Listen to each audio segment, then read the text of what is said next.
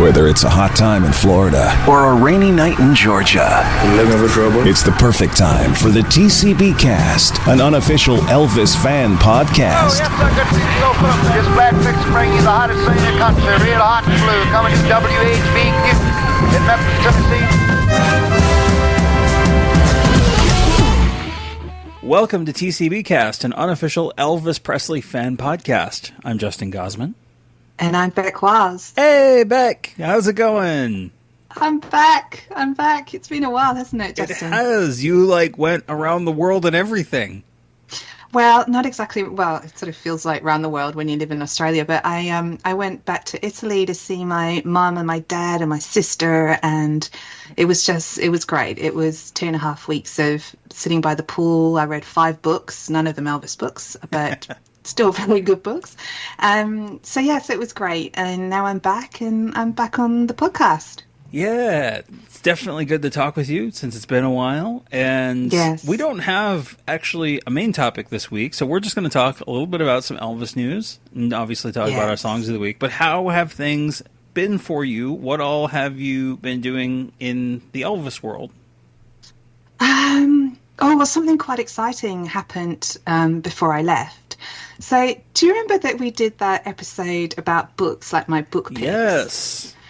And I basically keep an eye on a local website here, which to see, because some people, sell Elvis stuff or are trying to get rid of their collections or their parents' collections. And, and I've got some really good stuff. Like I got, when Elvis performed in Vegas, though there was little flyers that were given out that say Elvis Now 1970 that are kind of in an orange. Well, there was this woman selling it for $50 and it was an original, and her mum basically went to Vegas, picked it up, and she passed away and her daughter was getting rid of stuff. So I was just over the moon. So, and I checked out, I actually wasn't sure whether it was original or not, but I checked with John Heath and he's like, yeah, that's an original. So that's great. Fantastic. That's really, really good. But anyway, I digress. So we did that book episode and then I saw this man was selling 5 books and there were 2 that I was interested in. I can't remember what they were. And I said, can I just buy 2? And he said, well, look, my preference is you buy 5. Buy all of them. So I thought, well, I'll just buy all of them and I'll just sell the ones I've got. Anyway, I buy them for not very much money at all. And he finds out I'm a big Elvis fan. And he actually listens to the podcast. And he comes around to my house with this massive bag and hands over 35 Elvis books together. Crap. Yeah, together with his childhood scrapbooks with Elvis articles stuck in, and also included a massive folder of issues of an Australian Elvis Presley fan club, from when Elvis was still alive, which actually makes a really fascinating read. Some of them, like newsletters. Yeah, newsletters, but they actually some of them made me laugh because, They printed people's addresses. So, for example, a tabloid had printed this article in 1978 where, apparently Priscilla said that Elvis had cancer in his both legs since 1975, which is just pure tabloid stuff, isn't it? And so it writes this paragraph and then it says Priscilla Presley's address is, and it lists her address. And then clearly this had come out just after the Albert Goldman book had come out, because it says Albert Goldman has had to hire bodyguards to protect him from irate Elvis fans. His address is blah, blah, blah, blah, blah. So members, take pen to paper and write to this creep and tell him what you think about his rotten book. Well, I mean, it's so strange to us now, but I remember, and of course a lot of our listeners who are of our age and older, phone books used to just have people's addresses in them. You could just look up people's addresses as long as they had a phone number. They could request, obviously, that some information was private, but most people didn't, as far as I know. And obviously their tax records and things like that are still public information, but that's true. I guess it's I just think about privacy today, and that's whatever. There clearly wasn't any. Well, and that's the thing, is that nowadays, that's things that people keep, very close to their chest a lot of times. But The world really, it's one of those things where sometimes you run across stuff, especially in the Elvis world, where you just sort of get blasted with like, yeah, the world really was very different back then. And you know, as much as there's so many similarities and it's not really that far back, it's amazing how far we've come in just that time. So yeah, no, absolutely. And there's also just, you know, these newsletters, they have this piece of A4 just stapled to the kind of newsy section, and they clearly had someone in the US who had some links to RCA or, you know, got sent information, who knows, because he'd write a kind of summary of releases coming out, but also news from RCA. And, you know, for example, one of them had a paragraph saying Felton has been going through a lot of Elvis's studio material and has found some really interesting stuff. One thing he's found is a track from King Creole that was recorded and never used. I don't think that's true, though, because wouldn't have that been used, Danny? Right? Oh my gosh, maybe it was Danny then. Danny is my name, oh yes. My name should be trouble, my name should be woe. For trouble and heartache is all that I know. But Danny, yes, Danny is my name. Oh, yes. But I mean, I was going to talk about some of the ones that came through, but do you want to do Elvis news first? Sure, yeah. Well, and first off, right off the top, we do have to thank a new patron, and we've got a couple listener feedbacks as well. So I do really quickly want to give a shout out to our new patron this week, Lee Tilston. Thank you, Lee, for joining up. And Lee actually sent a message over. And Lee says, "Hi, Justin and Gurdeep!" Exclamation point, on Gurdeep. Lee here from Merseyside, UK. Stumbled across your podcast a few weeks ago, and I am absolutely loving it. Outstanding output. You must both be so chuffed with what you've produced over the last 6 years. I'm currently working my way through your back catalog. In your first episode, you declared how you and Gurdeep, quote, never went to Elvis school, end quote. Heck, you guys are Elvis school. I didn't think that there was much about Elvis that I didn't know, but I was so wrong. I'm constantly being educated by you guys. I love the banter you both have, particularly Gurdeep's dry sense of humor, very similar to my own. Anyway, happy to sign up to Patreon to support the show. Frankly, you both deserve to be paid for what you produce, so money well spent as far as I'm concerned. Best wishes to you both, and I look forward to the next episode, Lee. Oh, that's nice. But he clearly hasn't, if he's listening to the back catalogue, he clearly hasn't come across Ryan, me, or Olivia. It's going to be a while, yeah. It's going to be a while. It's going to be a good while before he gets to you. Yeah, I know it's going to be a good while. So that's why I'm not hurt that it wasn't addressed to me as well. Yeah. So I'll forgive him. And then the next email comes from Jennifer, who writes in to say, "Dear all." So this encompasses everyone. Nice. Thank you, Jennifer. It's brilliant. I love that because we've had so many people who have just tried to initially it was kind of funny of just and Ryan sometimes, and then Ryan and Bec, and now Ryan and Bec and Olivia, and now Ryan, Bec, Olivia, Garrett, John, Rabia, Jamie, whoever guests have been on the show. Dear all is wonderful. Thank you, Jennifer. It is. I like that. I have been a listener for a couple years now, and I can't say enough about how much your show has enriched my experience as an Elvis fan and revealed to me so much good music. I just returned from my first trip to Memphis to visit Graceland and get in touch with a side of my own family history which I've never known. And what did I come home to but this amazing show perfectly tailored to connect the dots and answer questions brewing in my mind. While I was there, I felt that music history in Memphis was so profound and yet somehow neglected. I felt the reinforcement of a social stratification that aimed at stunting disruptions to the old order. Happily, I found spaces, people, businesses, and institutions that evoked the spark of creative genius and heart that is uniquely Memphis, and I spent my tourist dollars there. I'm a fan of the blues, Elvis, and soul, and it was so wonderfully satisfying to hear the ways that these art forms connect to Memphis and to one another. And it made me love my roots and my boy, in quotations, Elvis, even more.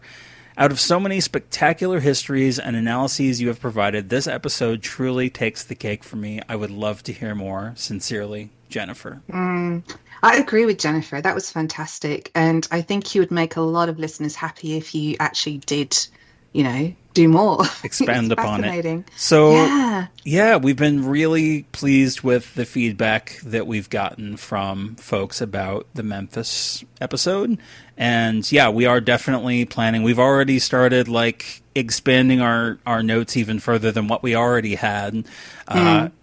John just today found a book that he thinks is going to be a great resource for the series. It's speaking of Elvis books and Elvis theme books. It's called The Next Elvis, and it's by Barbara Sims, who worked publicity for Sun Records between 1957 and 1958, and it's sort of about the Sun Records era after Elvis. And who better to talk about that than someone who actually worked at Sun Records at that time and was involved in all their decision making at that time, and them trying to follow up. How do you follow up Elvis Presley? No, exactly. Is that a rare book though? I've never heard of it. I'm not sure. I had never heard of it either, and it didn't seem like John had really. He said I stumbled across a book I didn't know about, but it looks useful. So we're looking forward to reading into that.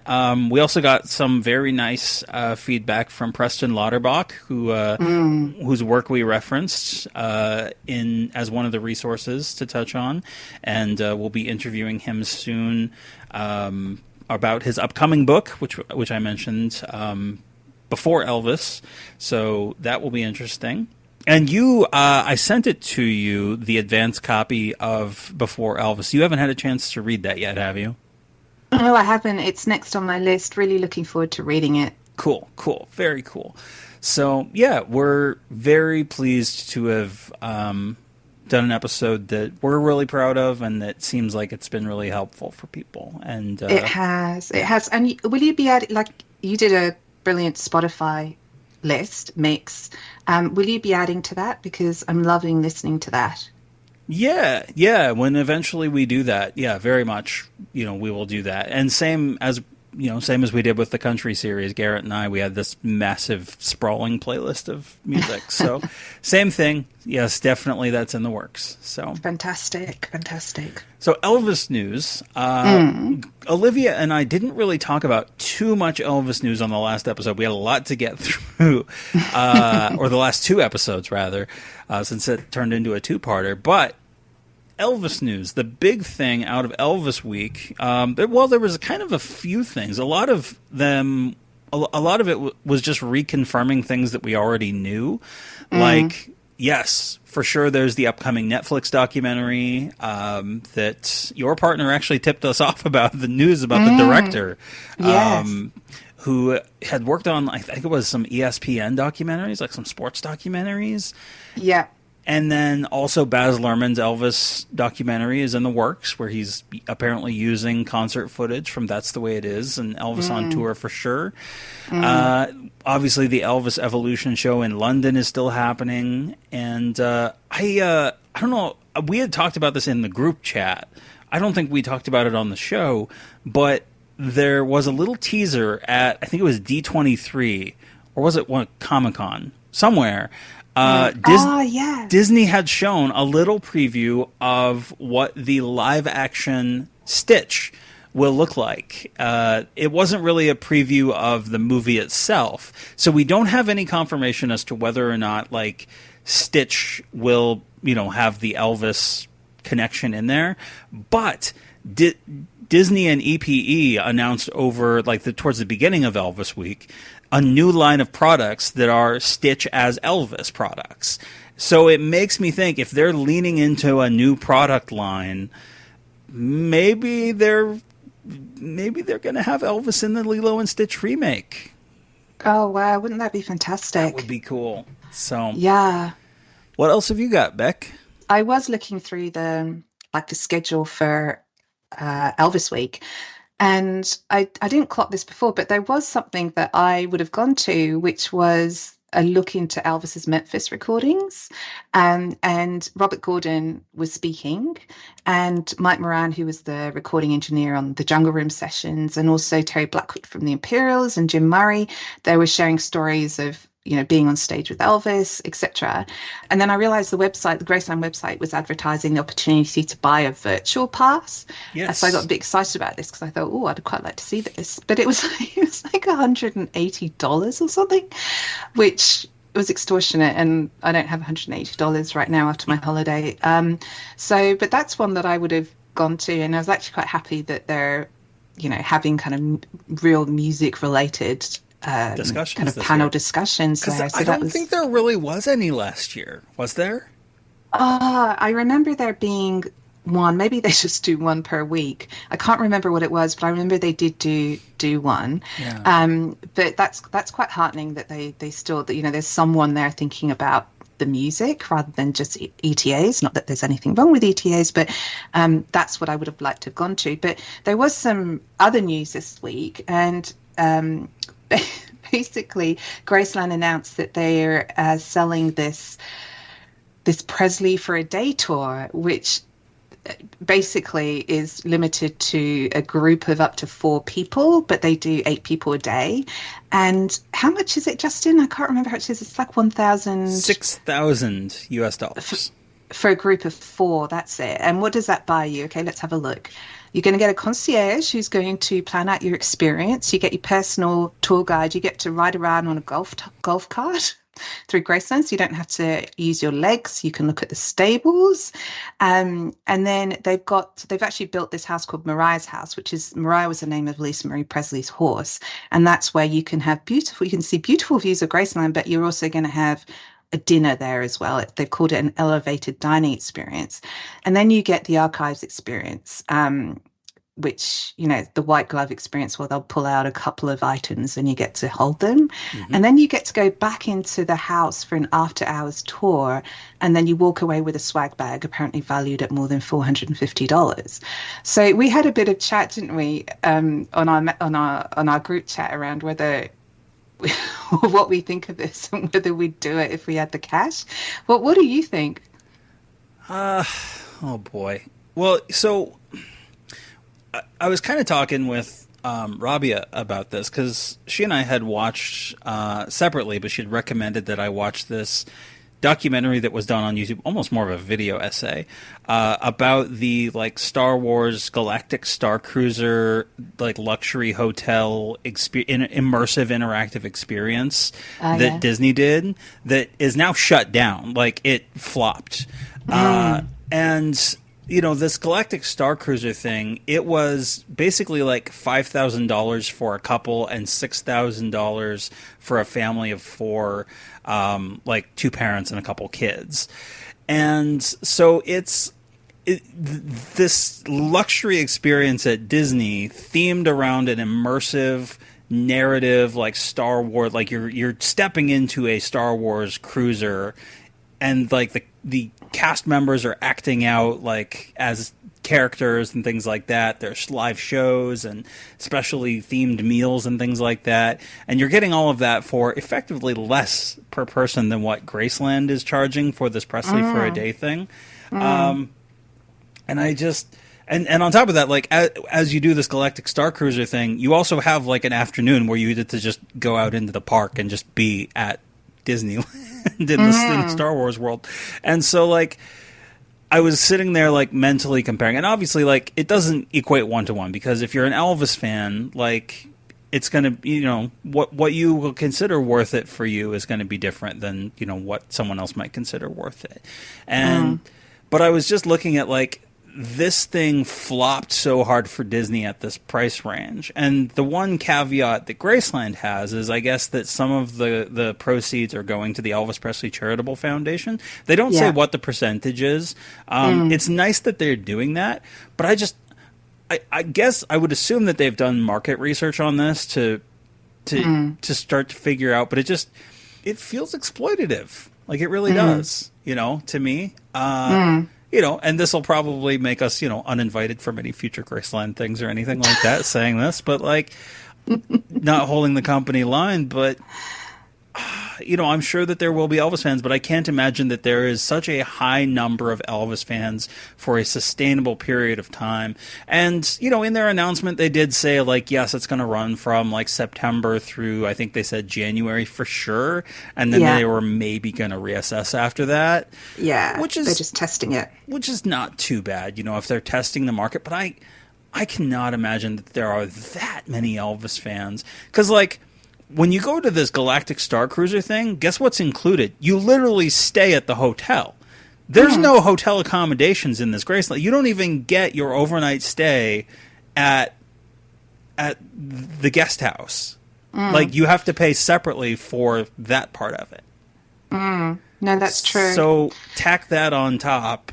That part doesn't feel good. Like, the fact that they, like, don't even include accommodations in that. Yeah. And actually, is it really worth the money when essentially, yes, you get your personal tour guide? Is it worth it for just having dinner, visiting a stable, the stable and horse experience, and then an after-hours tour? Like, I don't think there's a lot of substance in there. And I would pay the money and go, but what I would do is I would accidentally lock myself in the archives building. And I would absolutely pay the money if I could do that and make it really hard for people to get me out. But otherwise, I just don't think this is something for me or for us, unless they gave the TCBcast a free.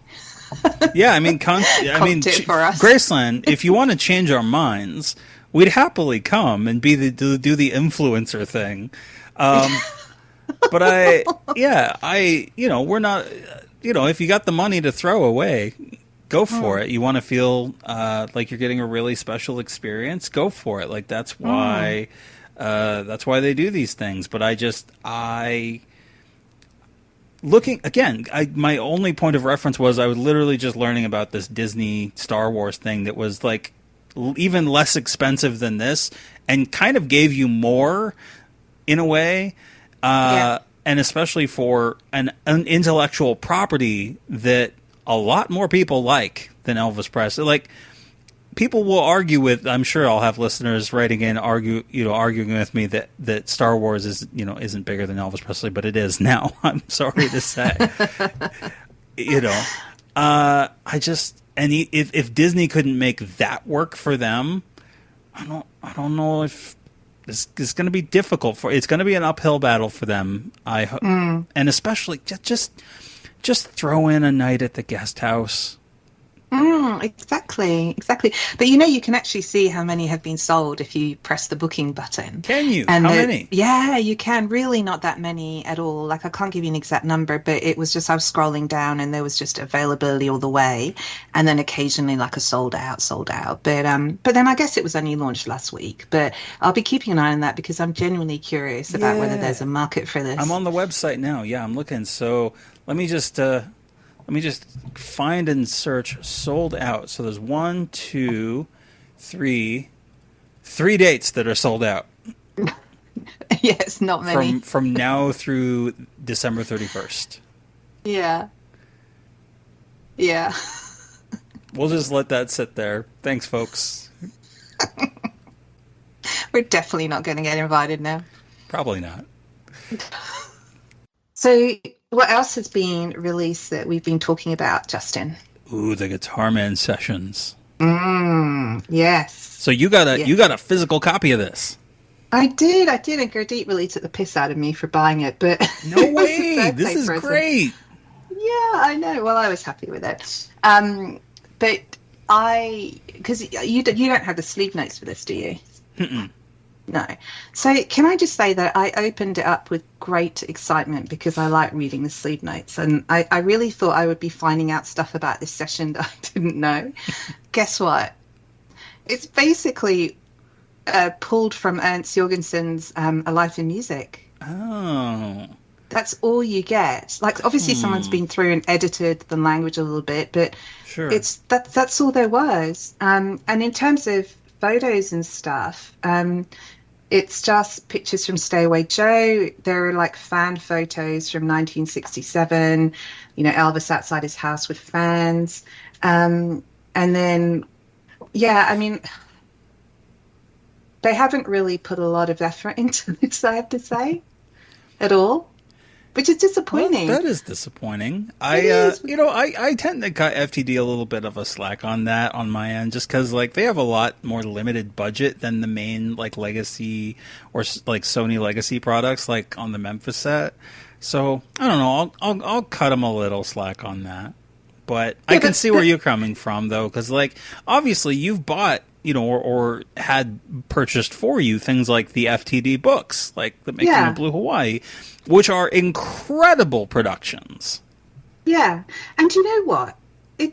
I don't think it's going to cost more money to, like, putting a bit more thought into the design and the images you're using. I don't think it makes it exponentially more expensive. But also, I think these sessions are quite important in terms of the material that came out of it, which, we all feel was completely wasted.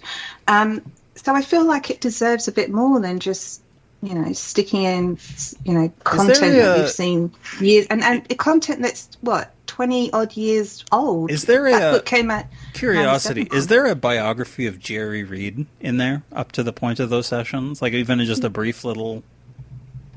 Jerry Reed features in this because of the content in Life and Music. But does it there's no separate biography on him or anything like that, no. Well, folks, TCBcast 293, you can hear that. The Guitar Man Sessions, September 67 and January 1968. You can hear me and Pradeep talk about. Yeah.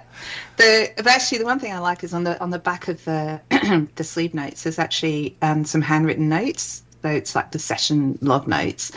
And it's got the singing tree, because I know you're going to talk about this later, but essentially they had 2 goes at Singing Tree. Yeah. And they've got Singing Tree, then in big brackets, do not use.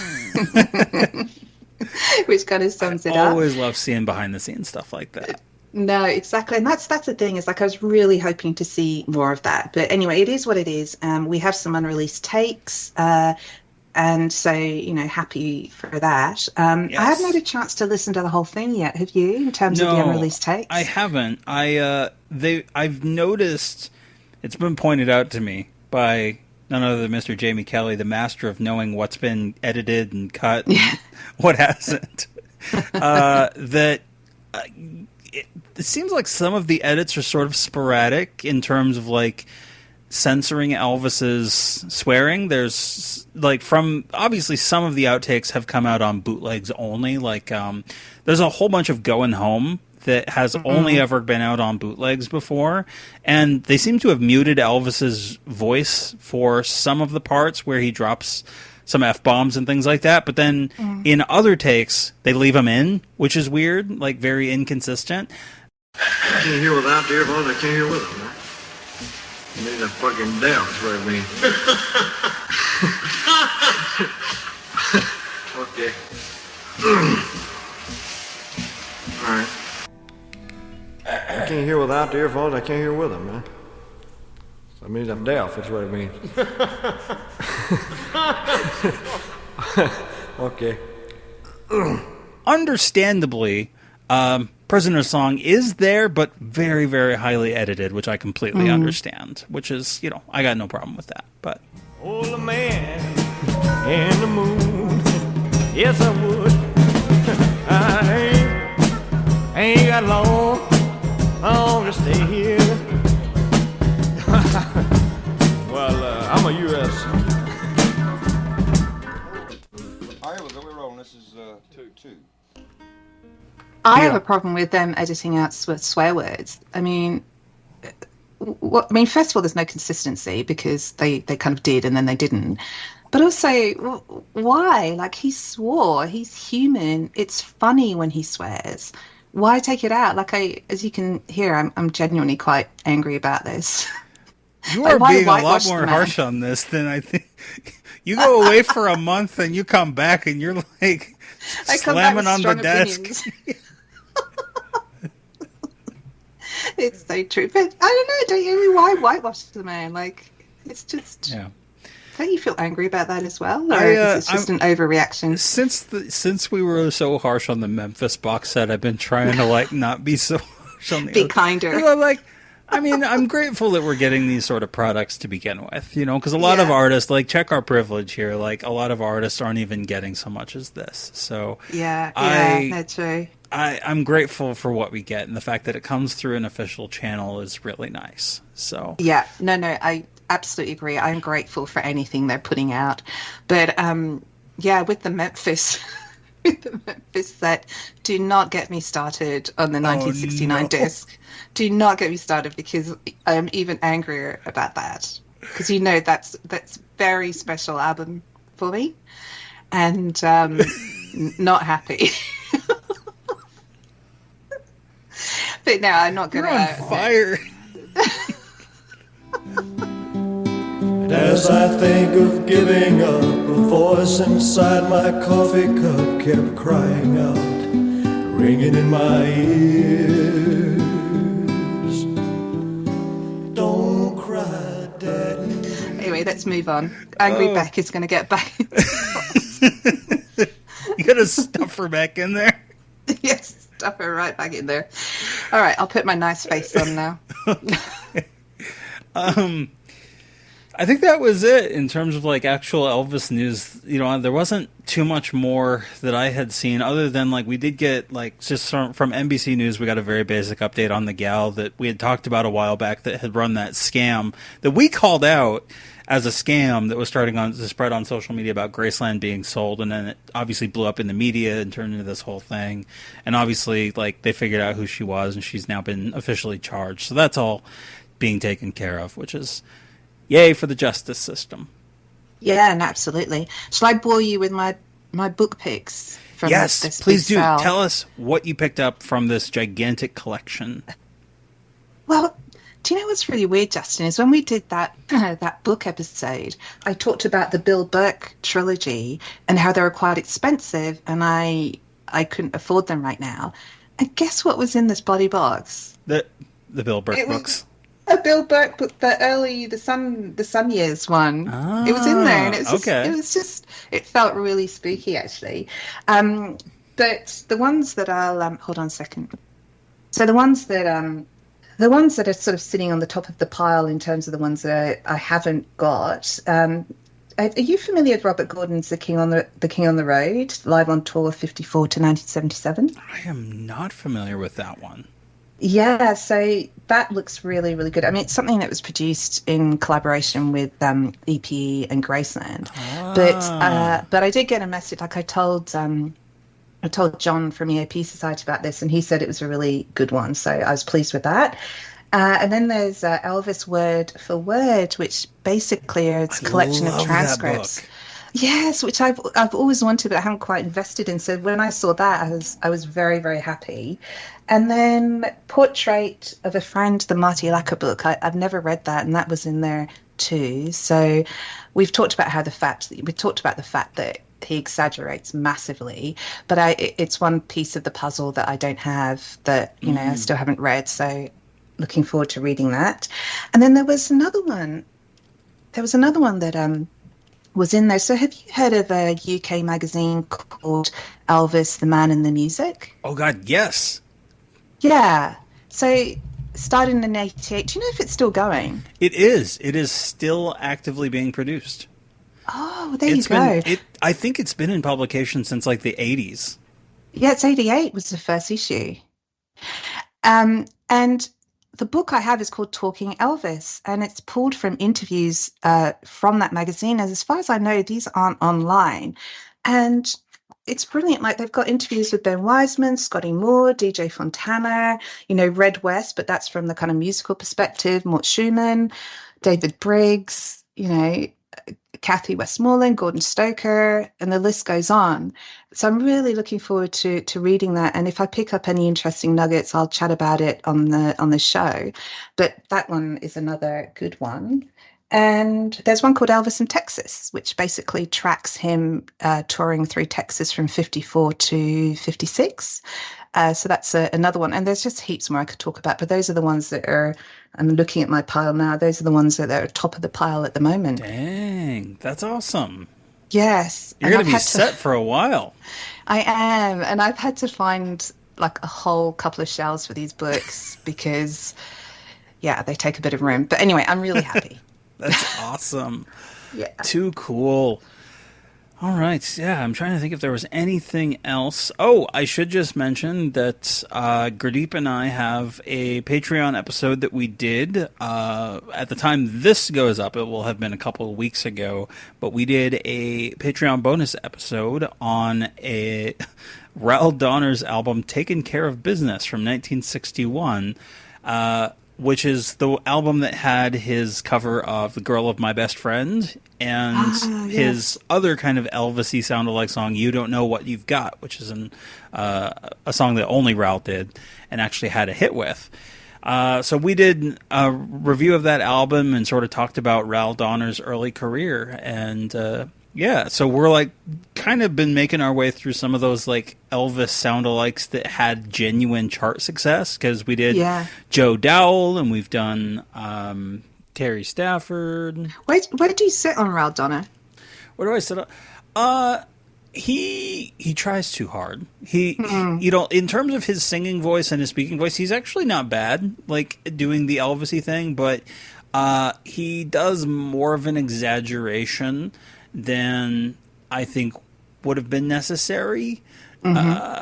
And what's cool is that there's at least one track on that album where he basically sings in his normal voice, and he sounds really good. And it's like, why don't you do that more? You have a nice voice.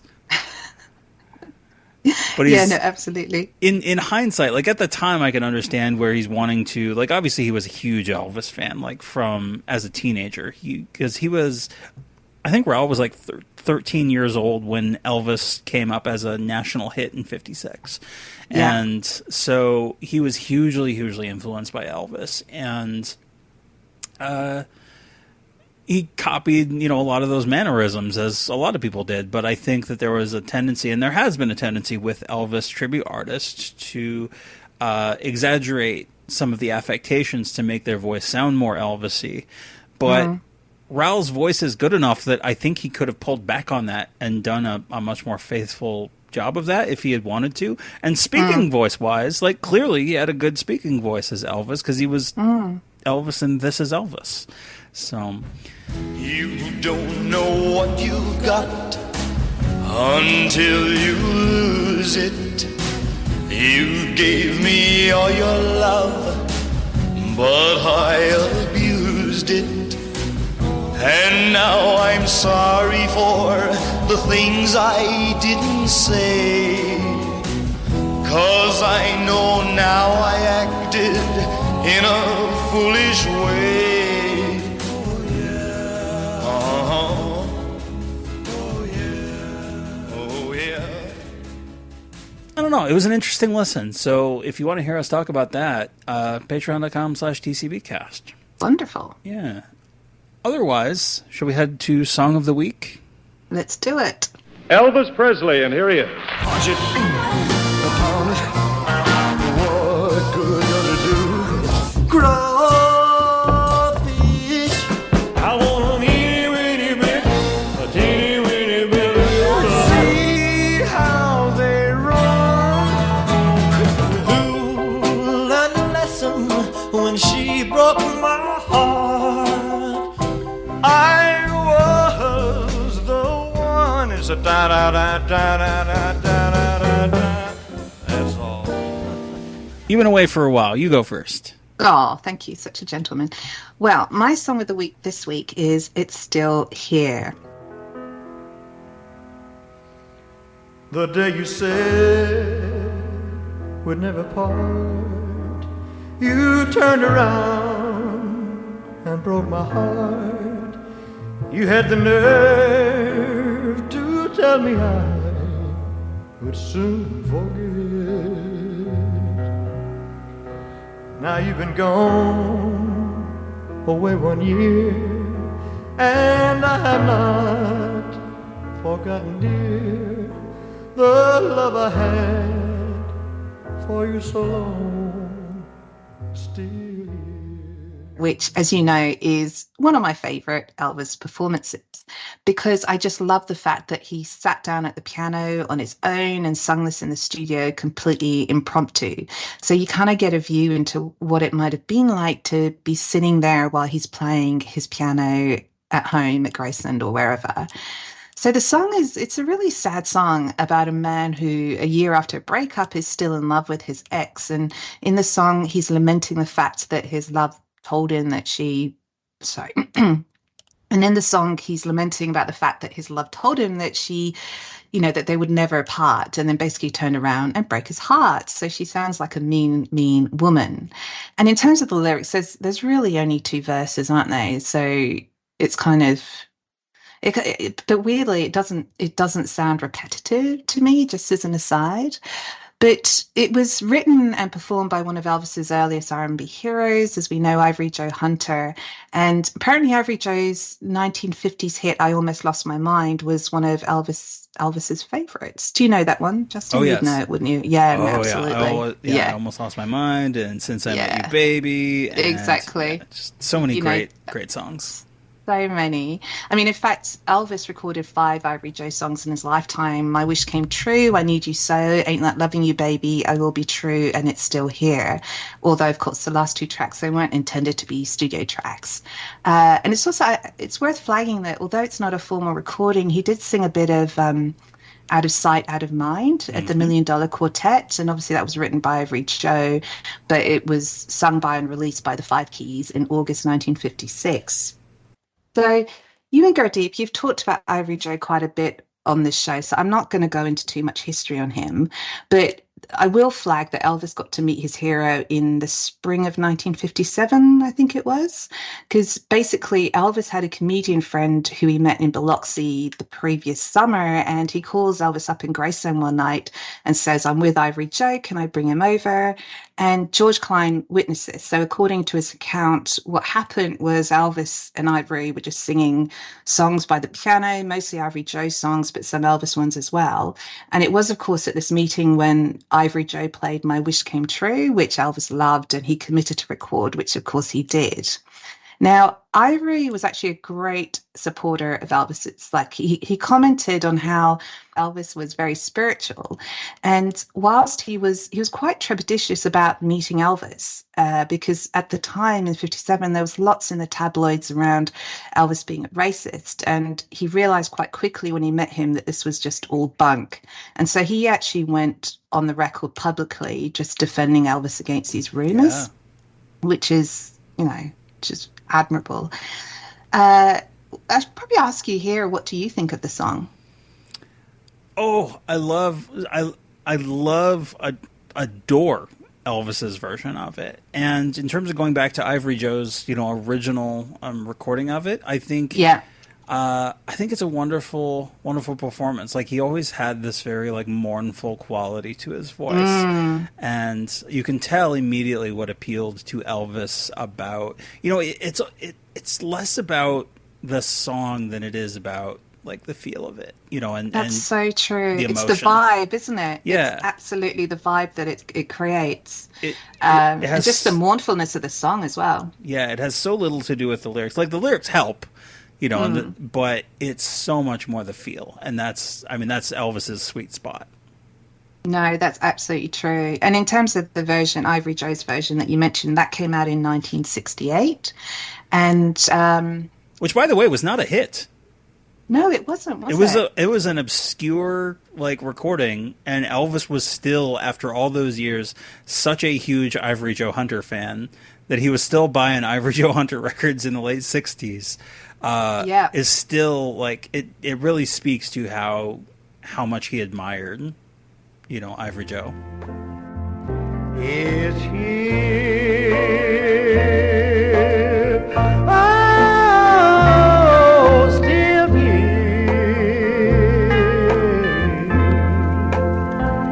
because my heart can't realize that we are through,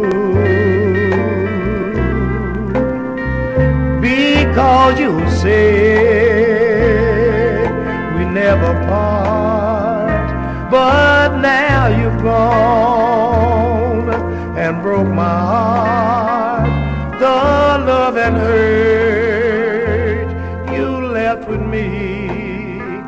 is still here. No, absolutely, which is why in 1971 at the Nashville 2 sessions in May, he pulled this song out, which is where it was recorded. So before settling into this kind of solo piano session, he recorded Seeing is Believing and A Thing Called Love. So those are the ones that recorded at the same session. But what happens is he launches into 3 songs completely impromptu.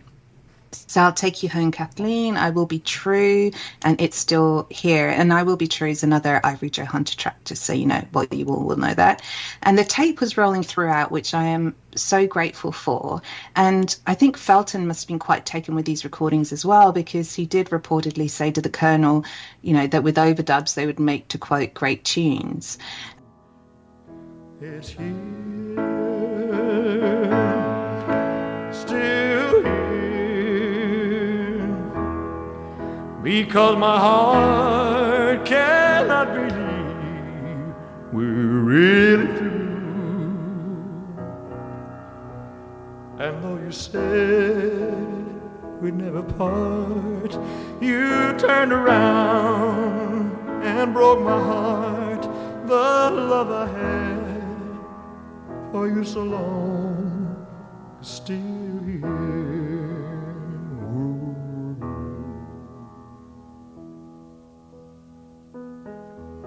Just cut that, Elvis. That's a gaze, man. All right. Put it down. The unedited master of the song, it sits at around 4 minutes 45 seconds, and around the 2-minute mark he drops down an octave and throws in a few bass notes. And at the 3-minute mark, he makes a gunshot sound. So I kind of imagine him cocking his fingers like a gun against his head, given it's such a sad song, and he just wants to make people laugh in the middle of the song. Exactly. Still here.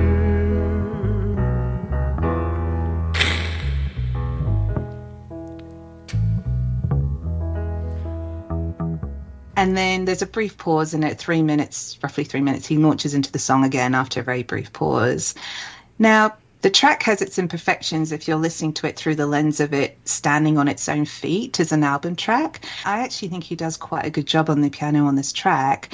And there are some that believe that it should never have made it on the full album because it isn't polished enough and that it should sit on the shelf somewhere next to the home recordings.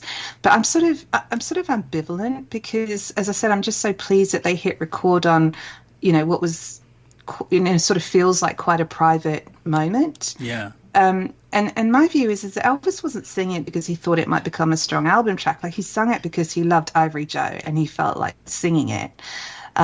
So where do you sit with that view that, you know, the tracks don't really belong on the full album, or do you sort of sympathize with Felton because he was really kind of scraping the barrel?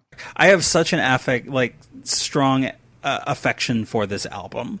Because it was one of the earlier Elvis LPs that I had. And I had no frame of reference for, like, that this was supposed to be, like, the bad Elvis 70s album that's so overblown and overdramatic and sad and sappy. Like, obviously you get some of that from the subject matter of the songs. Yeah. But, like, it was still Elvis, so I listened to it.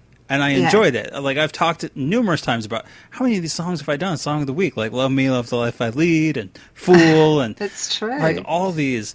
And same thing with It's Still Here. Like, it's, as you said, like, it kind of doesn't matter in a sense that you are getting this nice intimate performance from Elvis, which they didn't even have overdubs, I think, on the master version that ended up actually coming out on the album, right? Yeah, correct. So you're getting this very raw, vulnerable performance from Elvis, and, like, that's good. Like, yeah, exactly. Why are we arguing about this? Like, well, some people do argue about it. Like, there's some stuff online which sort of, yeah, it seems a bit daft to me. But, you know, everyone's got their view. Well, you know, if Elvis wasn't competing with all of the gigantic rock acts of the early 70s, then clearly it's just bad. And if he's singing ballads, he's got cooties, and it's just not cool enough. You know, Bec. It's not rock enough. That's what Gurdeep enough. Would say. Why is he not doing more rock and roll? That's what he would say. You know, I think that's unfair. I think Gurdeep probably likes this one. Oh, okay. Sorry, Gurdeep. Goody was actually meant to do this episode with That's me, wasn't right. He was. Yep. He's probably happy he didn't now. Anyway, back to the song. So we talked about the full album, and the version they used on that is just over 2 minutes long. So he basically, Felton basically edited it right down. So in terms of the track itself, I'm not going to talk about it too much because I feel like I've talked about that song a lot. And all I can say is... Literally, the first episode that you and I ever did together was about the Nashville 71 sessions. It was. And we got to talk about it there. We got to gush about it back then, too. Yeah, exactly. And it's just, as I said, my view on this one is I feel like I'm sort of a fly on the wall at Graceland watching him play it. So I think that's why I have a kind of deep love for this track. But what's really weird is that there are no covers of this song other than Elvis, and you could kind of argue that Elvis isn't really a cover because he didn't intend for it to be released necessarily. Right. But there's nothing. It's literally Ivory Joe and Elvis are the only two artists who have recorded this song. And although he did, like, there was a 1968 version that Ivory Joe released, but he did actually re-record an uber country version of the track, which I know you'll play on this.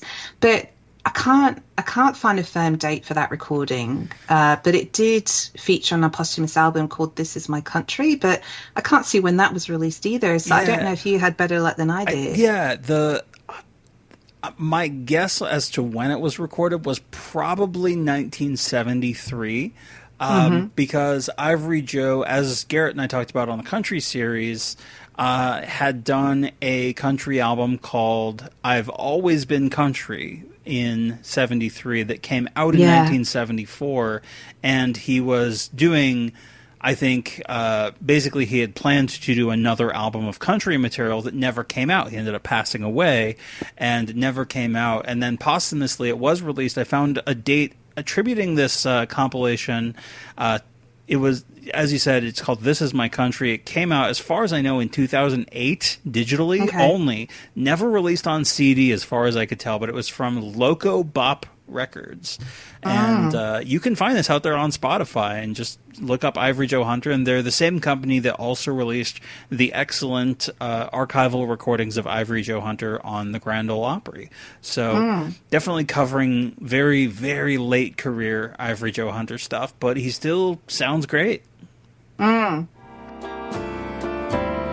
I start walking up the walk, that's when I wish that you were home. Oh yes, the heart you hurt that day is still here. It's still here. It's here.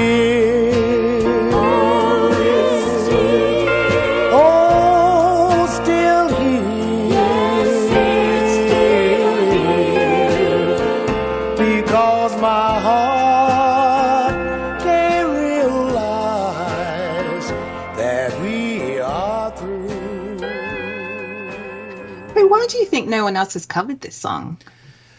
Just because it's obscure. It wasn't a hit, and it wasn't a single for Elvis. It wasn't a hit for Elvis. So aside from, I'm sure some Elvis tribute artists have done it. But aside from that, I don't think many people know this song. Yeah, I guess so. I mean, unless you were an artist who was a diehard fan, Ivory Joe fan like Elvis was, I guess you wouldn't really think of doing it. Right. Yeah. Anyway, that's all I've got to say on the song. Do you have anything else you want to add? No, it's fantastic, and I hope people go back and revisit it. And I highly recommend the version from the Back in Nashville set, mixed by Matt Ross Spang. Yes, praising Matt, because it was a good set. It was. It's here, still here, because my heart cannot believe we're really through. And though you said we'd never part, you turned around and broke my heart. The love I had for you so long, still.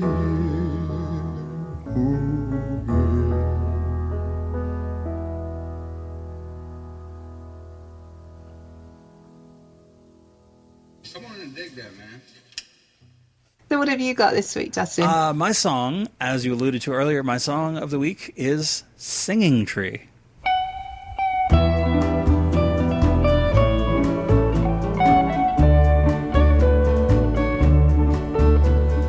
You're the one who beckoned the wind and fanned the flame when our love began. So don't pretend you don't know me. Our names are carved on you. Singing tree, oh singing tree. And Singing Tree was written by Arthur Leo Doodle Owens. Doodle was his Doodle? Yeah, was his nickname. Oh. And Doodle means doesn't. Oh, sorry, no, actually, go ahead. along There's no with songwriter Archie Solberg, also known as A.C. Solberg. And Doodle Owens was a Nashville songwriter. He's very much a country music writer. Also a regular collaborator of Dallas Frazier. But Doodle Owens had been writing for country artists like George Jones, Melba Montgomery, Ferlin Husky, and Connie Smith, and Lefty Frizzell in the same year that Elvis cut Singing Tree, 1967. And on that same Lefty Frizzell album from 1967, I can't remember the title of it. I didn't write it down. But on that same album, there are some tracks from Dallas Frazier as well. So I imagine these guys probably got to know each other probably around this time. But obviously, later on, they would collaborate on True Love Travels on a Gravel Road, which Elvis would cut at American Sound. Now, Dallas wrote several more songs that Elvis recorded. Doodle only really wrote this one and Wearing That Love Down Look. And Archie Solberg didn't write any other songs that Elvis recorded. He was originally from New Jersey, and aside from a couple songs on that Lefty Frizzell album, I finally found it's called Puttin' On. There were a couple songs on there that he had contributed to as well. He also gave a couple songs to Hank Williams Jr. during Hank Jr.'s stint on MGM Records, and that's it for the guy. Like, that, for Hank Williams Jr., like 2 or 3 songs for Hank Jr., a couple songs for Lefty Frizzell, and Singing Tree for Elvis Presley. So, far and away, A.C. Solberg's probably most listened to song is Singing Tree that he wrote for anybody else. But as Dallas Frazier tells it in Writing for the King to Ken Sharp, Doodle Owens was writing for Hill and Range's Nashville division and met Lamar Fike through that. So this would be a song that Lamar Fike brought in for these sessions. Now, this was recorded on September 11th, 1967. So this is in exactly that same time zone as these Guitar Man sessions. And because of that, we have new outtakes that have never been heard before to talk about, beyond what Gurdeep and I talked about when we covered that. Not that much more, but it is kind of interesting. So, as you mentioned earlier, they attempted this a first time, and then they kind of got something resembling a master out of it, and then they revisited it the next day. But on this first night of September 11th, 1967, A Singing Tree was the last thing that they recorded. And they did this immediately after recording You'll Never Walk Alone. So Elvis has poured himself out into You'll Never Walk Alone, and then has to turn around and do Singing Tree, which is not a bad song, but it has a very different feel. And it's when you listen to the alternate version of Singing Tree, what you realize is that it's a lot different in arrangement than the version that ended up coming out. It's almost more, it reminds me of that old classical song Bolero.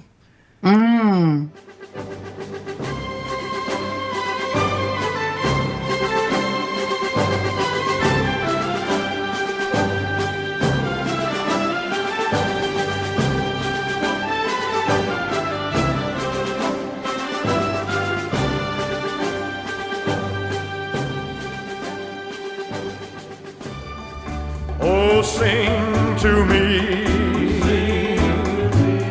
singing tree. Call your friend, the roving wind. Maybe he can find my love and bring her back, singing the tree. So yeah, that it has, you know, it has like sort of a Spanish guitar. I think it's Chip Young who's playing actually the Spanish guitar on this. You've got DJ Fontana on drums, and then like Buddy Harmon, I think, is probably the person who's on the bongos, and it just has this very different feeling than really anything else Elvis Presley had ever recorded, as far as I can tell. What's really neat with his alternate version too is that very faintly on some of these takes, I was having to like get down in next to my speaker to like try to like crane my ear next to it because I thought I was hearing strings, and I'm like, there's no strings on this record. Like, no one's credited as in the studio. What it is, Pete Drake's pedal steel guitar is so subtle that it almost sort of emulates the sound of a violin. It's kind of amazing what he does with it. Your leaves have turned from green to blue. Sometimes I think you loved her too. For since she left and our love died, you stand petrified, singing tree. Oh, sing to me, singing tree. It's really nice, and it's very subtle. If you just listen to these alternate takes, you would almost imagine that it's just someone playing violin in the background. It's kind of fascinating, but they did 13 takes of Singing Tree on this first night. And the first take has previously been released on the Elvis Sings Guitar Man FTD, and same with take 2. Take 1 is a full take. It's much slower than the version we're familiar with, and there's a little rehearsal that goes on at the start, including Elvis singing quietly the lyrics to a different song that I could not identify. I was trying to figure out, because it sounds like he's saying someone to come onto or out to or something like that. Couldn't quite make it out, but I'm just going to leave that out there in case anyone hears the clip and can identify the song.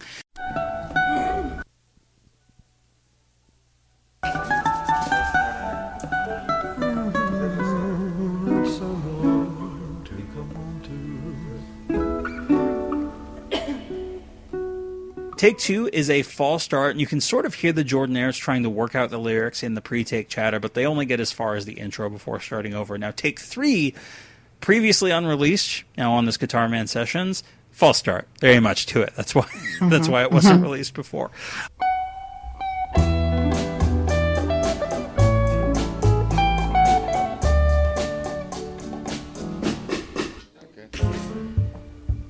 Cool it, D. Getting louder. Take 4, on the other hand, is another complete take, and this had previously come out on the Elvis Sings Guitar Man FTD. It's taking shape, but you can tell that there's just something like that they're just not getting. The feel is not right. And like the song is a lot longer when they're doing it slower. It's like 3 minutes long.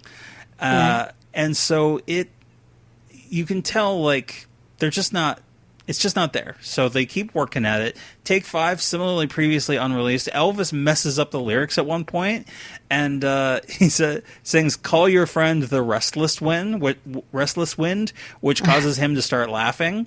And in the post-take chatter, after it breaks down, Elvis comments that it was a good tempo, and someone else in the studio says, "Fantastic, E." And Elvis responds with, "Well, I wouldn't call it that, but it was a good tempo."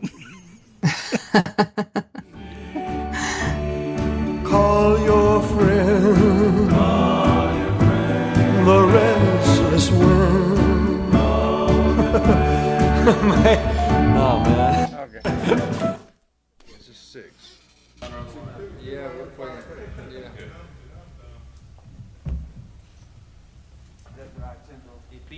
Yeah, it's a good tempo.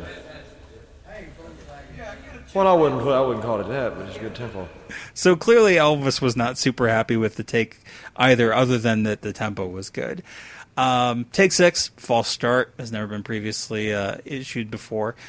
Take 7 is a full take that we've never heard before. Yeah.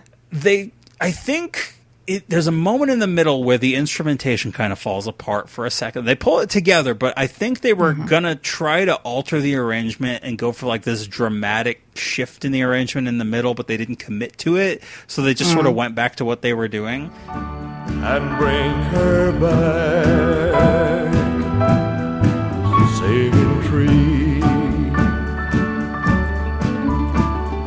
Your leaves have turned from green to blue. Sometimes I think you loved her too. For since she left and our love died, you stand petrified, singing tree. It's not bad, but it's clearly unfinished. It's not what they want. Take 8 is a complete take. This was on Elvis Sings Guitar Man, the FTD, and Elvis. The most notable thing about this is that Elvis sings the first line in a silly voice in the pre-take chatter, which is kind of funny. But it's still just like the feel is not there. Like there's really not much for like in the way of notes. It's just like you can just tell that they're struggling to figure out like what's the momentum of the song. Because when you're slowing it down and doing this sort of driving rhythm, it's like, what are we doing here? You know, it's not that it's like a bad song. It's just there's no arc to the song in a way. You know. Yeah. Take 9 is kind of interesting. Hearing the unedited version on the Guitar Man Sessions, because apparently on the Elvis Sings Guitar Man FTD, they had clipped some of the chatter from Take 9 where there's discussion about Elvis bringing in a portable TV in a stroller and putting it in there for his baby. And it's just this cute little like discussion of, and like an acknowledgement that like, yes, Lisa Marie is on the way. And so that's clearly on the mind and being referenced, and it's pretty cute. But we had talked about this in the session discussion, so it's kind of interesting. The take itself stops before the intro even begins, so that's the only thing that's really notable there. Take 10 is another false start. Elvis starts laughing and just kind of is like, nah. Same thing, take 11, guitar falls apart during the intro. Take 12 is a full take that's never been released before, and now it's finally starting to come together, and eventually we get to take 13, which is the alternate master, and there's still not really much of an arc to it, but it does have this sort of, I don't know, like it does sort of build upon itself as it goes through, which I do like. I don't know. What do you think of this alternate version of Singing Tree? Maybe he can find my love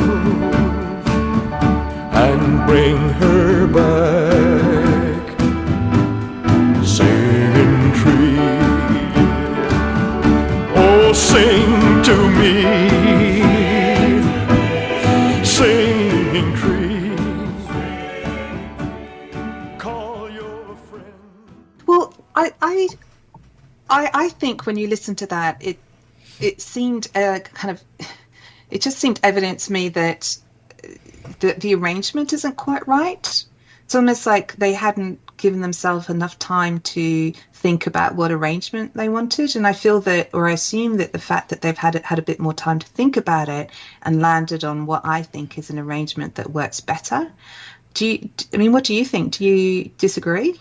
No, I agree. I think that the thing with it is it feels experimental, you know? Well, yeah, exactly. It feels, like I said, it feels unlike anything else that Elvis Presley had ever really recorded, and I think that the band is feeling, and Elvis are feeling, like, kind of uncomfortable with it.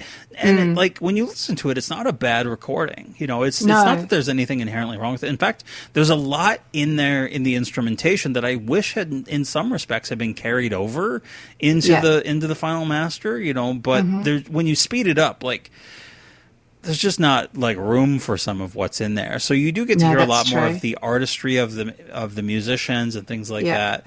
But yeah, so the more I've sat with this alternate version of it, the more I kind of respect that they were trying something different that felt very unfamiliar. And like I said, there's a lot of artistry on display, and this is like, we got to remember, like, this is coming in the middle of 1967, in between the soundtrack recording for Speedway and the soundtrack for Live a Little, Love a Little, which, while you and I love Live a Little, Love a Little quite a bit in terms of some of the songs, like Edge of Reality and stuff like that, a lot of people were not super optimistic about, like, and obviously, as we know, as we'll talk about in a second, but like Singing Tree came out on the Clambake soundtrack, so. Yeah, no, absolutely. Well, actually, I mean, to your point about how they were trying something new, I guess, yeah, what I will say is that, you know, in the past we do refer to songs and we have said, gosh, really wish they tried something different or interpreted it differently. And they did try to do that with this track. So I think we need to appreciate that and be thankful of that. So they come back the next night and, man, did they knock this out. Technically, it's counted as 5 takes.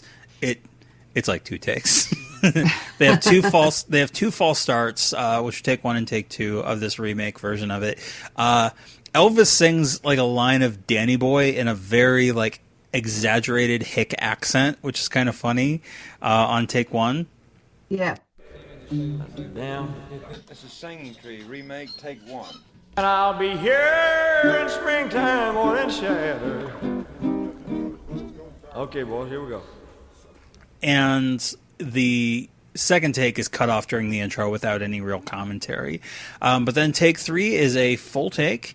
You can tell that like they have completely adjusted this. They're trying a little bit more of a they're trying to make it more entertaining, I guess, as a pop record, you know, trying to like they've taken out some of the percussion, they've sort of toned that down. The guitar and piano have been brought out. The piano has like these staccato like stings to it. And obviously it's much, much faster. And I think it is a lot more entertaining to listen to. And obviously it's shorter. The final version of it ends up being only like 2 minutes and 21 seconds for the final master. But you can tell Elvis is into it. By the end of it, he just before the fade out, he's like, "Take it home, baby," which is pretty fun. And bring her back, singing tree. Take it on, baby. Oh, sing to me, singing tree. Take 4 is false start. There's almost nothing to it. And then take 5 is the master, undubbed. And Elvis, this is, you know, it's the version that we have just without the harmony vocal. Elvis comes back in and does the harmony vocal on it. Now, what's interesting is that on the last like 30 seconds or so of this alternate arrangement, they really amp up that driving rhythm to sort of bring back in a little bit of that bolero feel into it. But it's really nice. They've really tightened it up.